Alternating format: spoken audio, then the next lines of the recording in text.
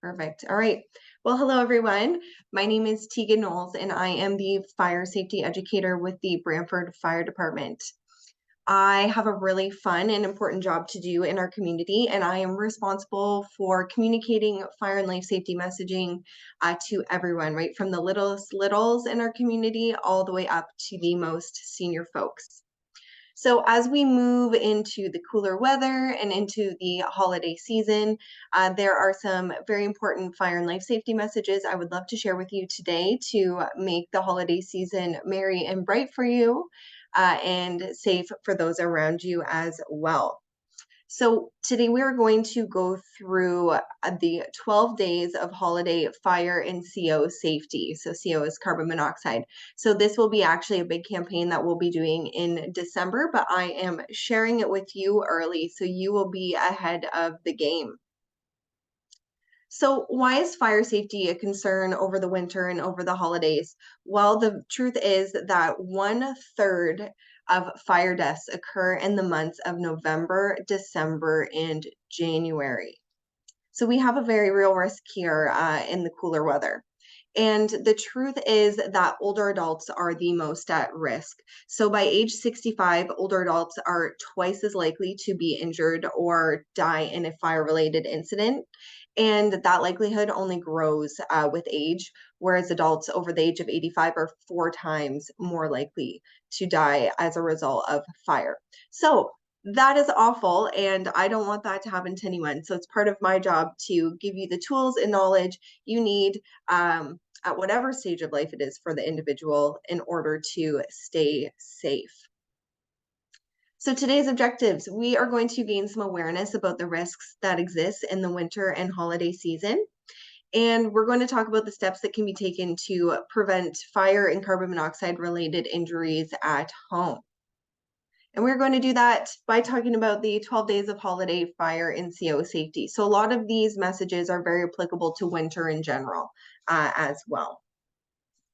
So the first tip I have to share with you is all about holiday lights. And I actually overheard some conversation prior to our session today about how we've seen some folks who already have their lights up for the holiday season, which I can respect that because it's lots of work. So the earlier you can do it, perhaps it's a better use of your time. So I have a little holiday lighting checklist for you. So when we are purchasing anything for our homes, we want to be sure that we are purchasing items that are certified by an independent testing laboratory.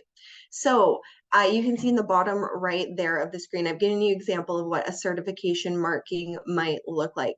So when you are purchasing anything for your home, have a look at the packaging for a mark like that one. And that will just indicate to you that somebody outside of the company who's manufactured it has tested it and approved it for use in our homes in Canada. Step or checklist item number 2 is to pay attention to the lights that you are using. Not all of them were made for outdoor use. Some of them are only made specifically for indoors. So you don't want to be hanging indoor lights on the outdoor of your house. You just would be asking for trouble. So pay attention to what you are purchasing and make sure you are using them in the intended manner. The next is to hang your lights using nail-free clips. And this is important because we don't want to be damaging the cords in any way. So that plastic coating is fabulous because it keeps all that electricity running through the wires nice and contained. As soon as that is damaged, that could be cause for electrocution, for one, and two, also a fire hazard. So before you hang your lights, maybe invest in some of those clips that connect to the eaves troughs. We found at my home that those are really handy. And before you go to hang up your lights for this year, have a look at your cords. Run the entire length of the cord, check for loose bulbs, check for any damage. And at this point, it's best to just toss them and invest in some new ones rather than repairing them. Right. Tip number 2 is all about candles and decorations. So Open flame is actually one of the leading causes of fires in the city of Brantford for the last data that we have collected. So candles are an example of an open flame. So I can appreciate how much ambiance a candle can add to a room. However, my biggest tip would be to go flameless. There are some really excellent flameless candles on the market, and I'm just finding that they're only getting better and more realistic looking. So they are one way that you could just make a substitution in your home in order to stay safe. You're not going to have the accidents like you might have with a traditional flame candle.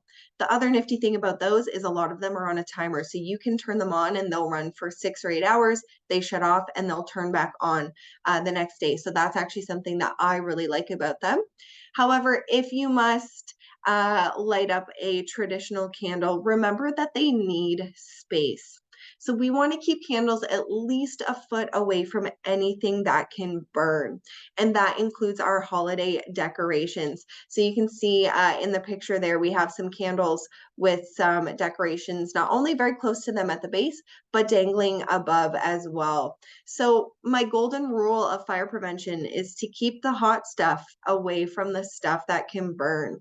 So for a candle, as an example, we want to, one, place our candles in sturdy, non-combustible containers. So something like glass or metal, sturdy because we don't want them to be easily knocked over. Non-combustible, if they do get knocked over, then we aren't going to have the same fire risk as if it got knocked over onto something like the table, as an example. And my last tip for you there is to keep candles away from children and pets. So if we're going to be using them when children are present, or if we have a dog, you know, it's better for us to put our candle up somewhere high out of reach and somewhere that it's not going to get bumped. Now, if you have cats, you have an extra thing to worry about when it comes to candle safety because they are much easier to get anywhere in our homes. So again, just be very, very careful with your candles. Blow them out before you leave the room or before you go out or before you go to bed. Really, fire prevention comes down to having good habits. So if you're in the habit of making sure you are using your candles in a safe way and blowing them out, you will definitely be preventing a fire. So next up is smoke alarms, and I'm sure you've heard lots about smoke alarms in the past, and that's because they are little devices with huge life safety benefits in our homes. So fatal fires are at their highest during the holiday season, and one of the most important things you can do is have a working smoke alarm. A working smoke alarm gives you the time you need to escape safely in the event of a fire. So it's the law. We have to have working smoke alarms in our homes. The law's minimum requirements are to have one smoke alarm on every level of the home, and that includes the basement, as well as outside of a sleeping area. So sleeping areas aren't just bedrooms. They are areas where we might be found dozing, like a rec room or the living room, as an example. So at minimum, that is where you need to have smoke alarms. However, that is not necessarily enough depending on the year that your home was built. So the Ontario Fire Code, the Ontario Building Code, they work together and they dictate the smoke alarm requirements in our homes, whether we can have battery operated ones, whether we have to have hardwired ones, whether or not we have to have a smoke alarm in our bedroom. So if you visit our website, brantfordfire.ca, there is more information there about the year of home construction and what you would require for a smoke alarm. So very important to have a working smoke alarm. You need to test it regularly. Once a month is what we would suggest. It's only going to save your life if it works. And they do expire about every 10 years. So if you have a peek at your alarm, the side or the back of the alarm, you will see a replacement date. And if you're outside of that 10 years, it is time for a new one. And that is required under the law as well. Next up is carbon monoxide alarms. So what is carbon monoxide? Carbon monoxide is a deadly gas, and it's produced by fuel burning appliances. and it's due to the incomplete combustion of the fuel. So if things aren't burned up properly, now we have this byproduct of carbon monoxide. And we can't see it, smell it, or taste it. So it's often referred to as the silent killer. And the one way that you can beat the silent killer in your home is to have a working carbon monoxide alarm.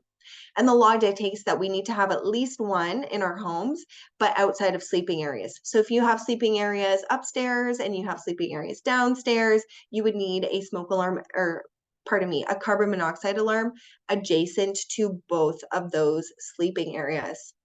And on average, the average Ontario home has 4 to 6 fuel burning appliances. So whether that is your furnace, whether that is your oven and your stove, your water heater, as an example, we have to have working smoke alarm, or oh my goodness, carbon monoxide alarms if we have a fuel burning appliance in our home, but also if we have an attached garage, even if we don't have a fuel burning appliance. And that's because fuel burning appliances are typically located in the garage. Like we store our cars in there. We might have generators. Our barbecues might exist there.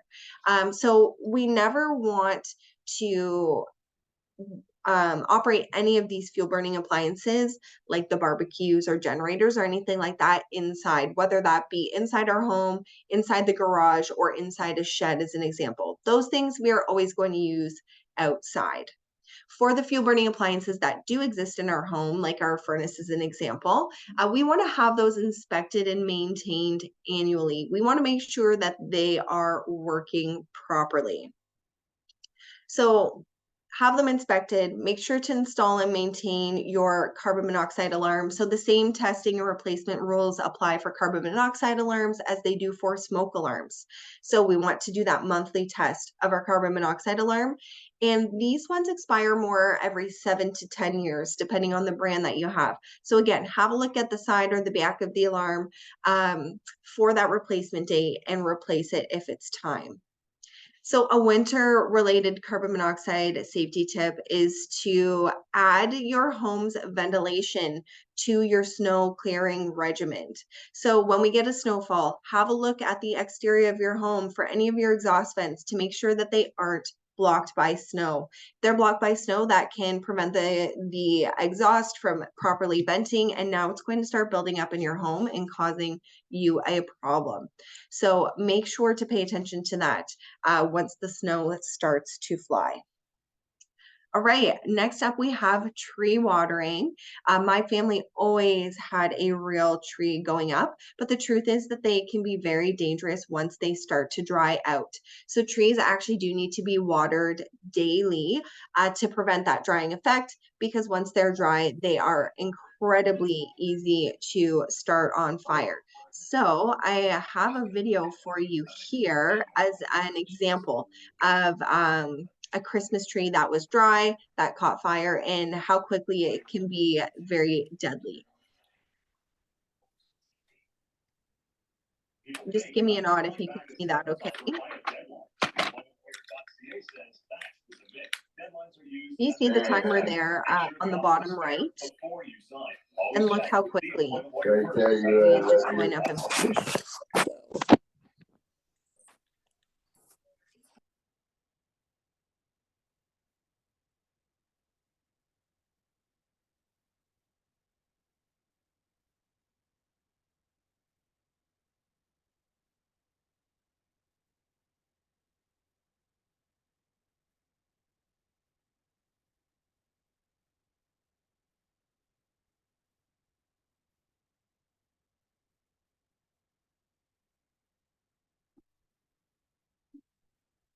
So we'll stop it there, but you can see just how quickly that tree went up in flames. So one thing you can do, you could have a faux tree.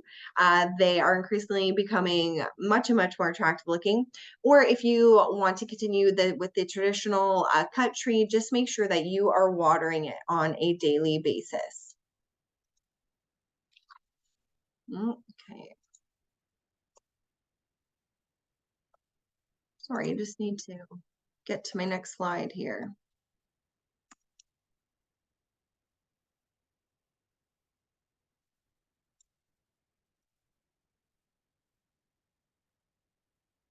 All right, next up on our 12 days of holiday safety is extension cords. So I am certain that we all have one or more of these kicking around our homes, and they are super handy.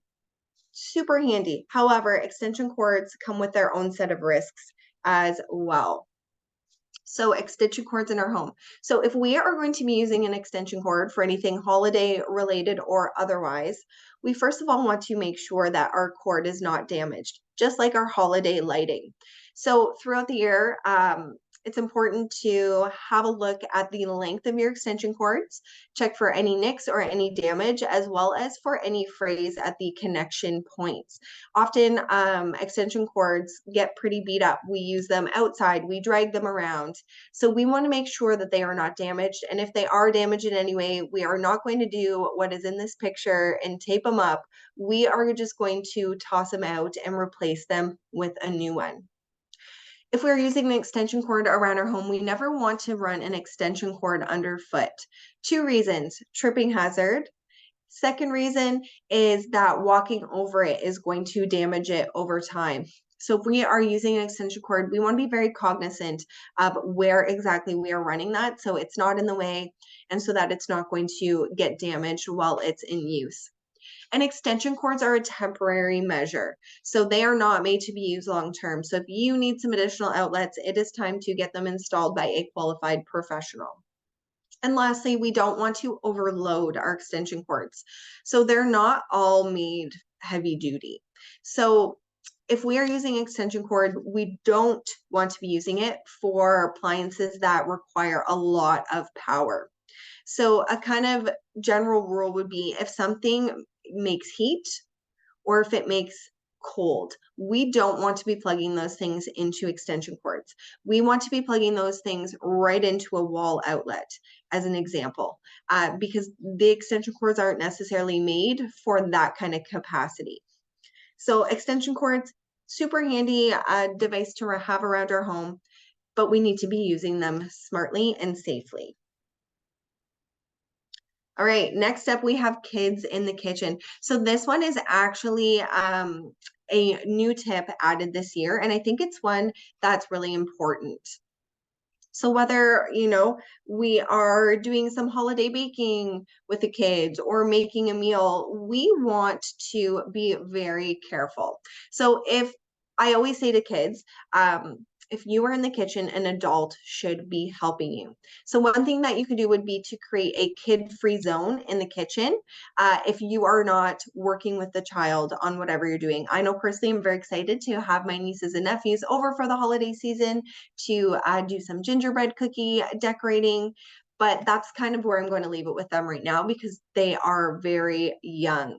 So kid-free zone, really important. You can include pets in this as well because things get toasty in there, particularly if you have a bit of a mischievous dog as an example. They might want to jump up on the stovetop while it's in use. Or you can see pictured here, this little one is reaching for that pot handle on the stove. If we just create a kid-free zone in the kitchen, we're going to avoid those things from happening. Now that's assuming that everybody is listening. So as an example, safety tip here, so we have this little one who's wandered into the kitchen. We can prevent an accident here by turning that pot handle away from the edge of the stove and turning it over the countertop. First of all, we're not going to bump it by walking into it. And second of all, if we do have a little one in the kitchen, they aren't going to come along and pull it down because they can't reach it. Just a couple of other cooking related tips. Actually, we'll save those for a couple more.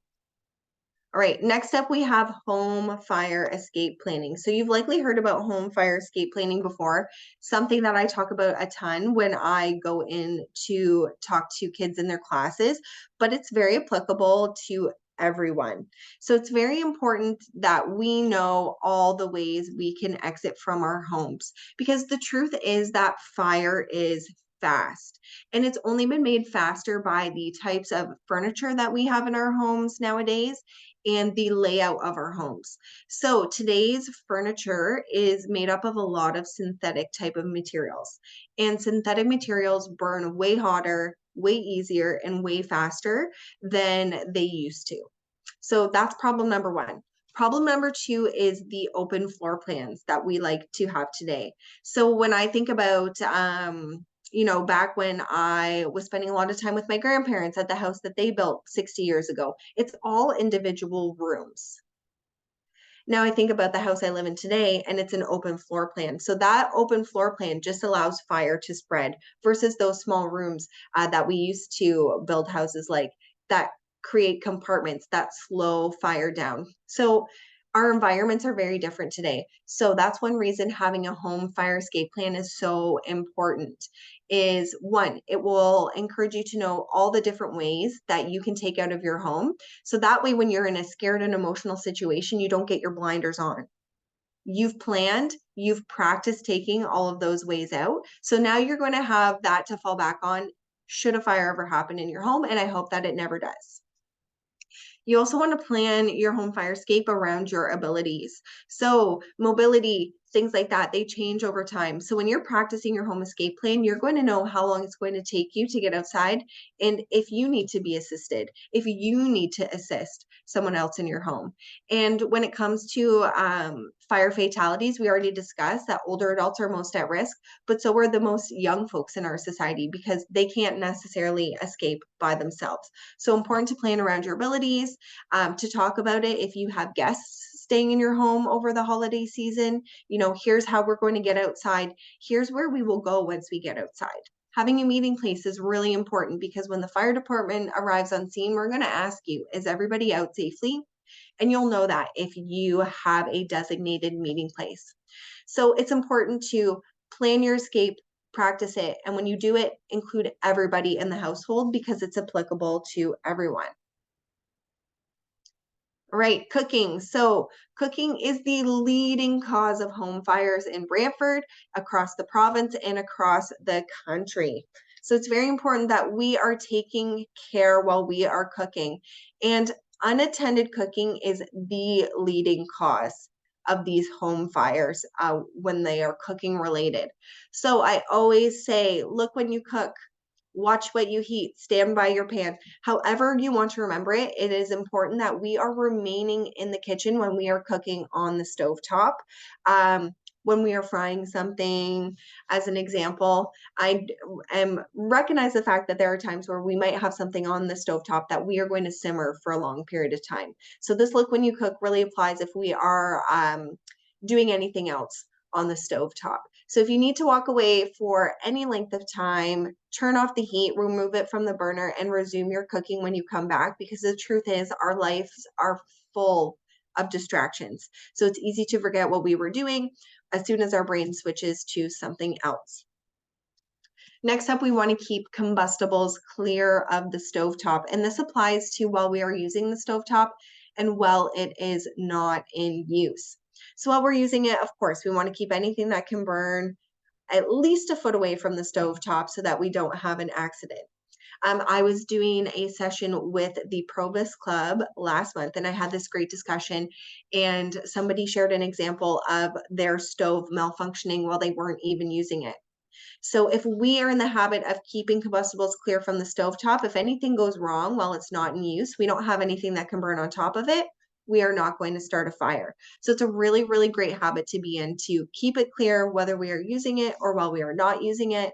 Again, if you have pets, I saw this crazy video of a German Shepherd dog who jumped up on the stovetop for a pizza box. And on his way down, he turned on the burner, lit the pizza box on fire. It was all caught on their home camera.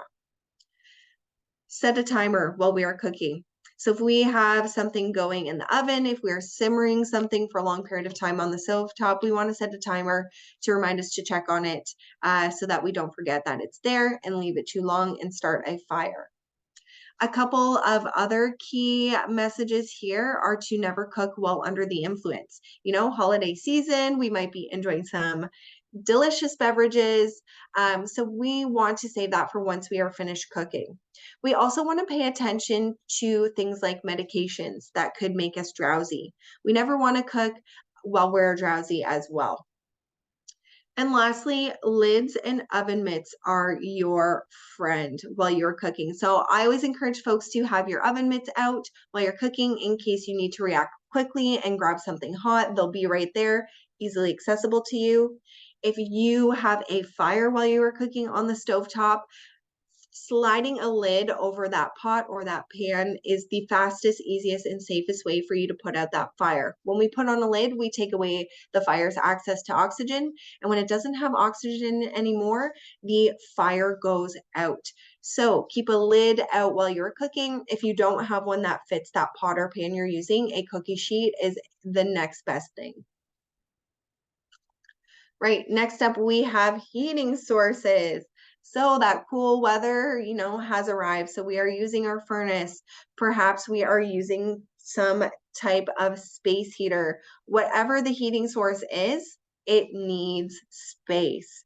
So in this picture here, we have, all that box of wood right beside the wood stove. We don't want that. We want to leave at least a meter of space. That's 3 feet all around our heating sources. So whether that's the furnace in your basement, whether you are using a space heater as an example, and this includes yourself too. You want to stay 3 feet away from it in case you fall asleep and you don't want to catch your blanket on fire. That would be a very rude awakening to happen. So give heating sources space. Smoking. So smoking, leading cause of fatal fires across the province. So we want to take care if we are a smoker or if we know somebody who smokes. So biggest tip is to smoke outside and to provide deep, sturdy ashtrays for smokers. Carelessly discarded cigarette butts are incredibly dangerous. I responded to a fire investigation where a flicked butt in a pile of laundry caused the whole house to go up in flames. And these fires don't happen quick. They're little, they smolder, they take time to generate more heat and to grow. So it could be several hours later that a flicked cigarette butt could be causing some devastating times for folks. So we want to make sure to provide those deep, sturdy ashtrays. Use the butt disposals that are located out in the community. We have one on each side of the fire hall here as an example. Folks will flick cigarette butts out of their car windows, then they go into some mulch, and now we get these fires in medians and along the side of the road. So over the holiday season, if you are smoking, if you have guests who are smoking, make sure you tell them that it needs to be done outside and plan ahead for them. Have somewhere safe that they can put their butts.